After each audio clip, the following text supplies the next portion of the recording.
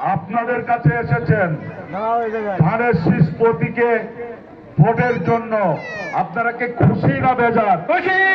তাহলে করতালি দিয়ে আমরা আমাদের পুত্র এবং কন্যাকে অভিনন্দন জানাচ্ছি এবং আমরা জানিয়ে দিতে চাই ইনশাআল্লাহ আগামী 12 তারিখ যে নির্বাচন হবে সেই নির্বাচনে সমগ্র তালার প্রতিটা ইউনিয়নের মতো আমাদের তেঁতুলিয়া ইউনিয়নও সর্বোচ্চ ভোট দিয়ে তাকে বিজয়ী করবে। আপনাদের একটি কথা জানা দরকার, ভোট যত কাছে আসবে তত গুজব সৃষ্টি হবে। অনেকেই বলছে বিদেশে থেকে যারা ভোট দিচ্ছে সেই ভোট গুণাগাতা শেষ। আসলে কি শেষ? ভোট গুণা দেয়?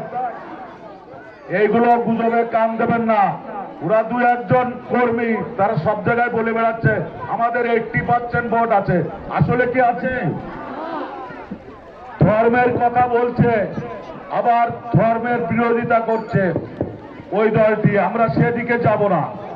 আমরা চাই এলাকার উন্নয়ন, এলাকায় শান্তি প্রিয় মানুষ, আমরা শান্তিতে থাকতে চাই।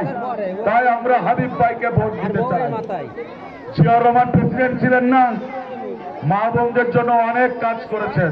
বেগম খালেদা জিয়া প্রধানমন্ত্রী ছিলেন না, মা বোনদের জন্য অনেক কাজ করেছেন। আগামী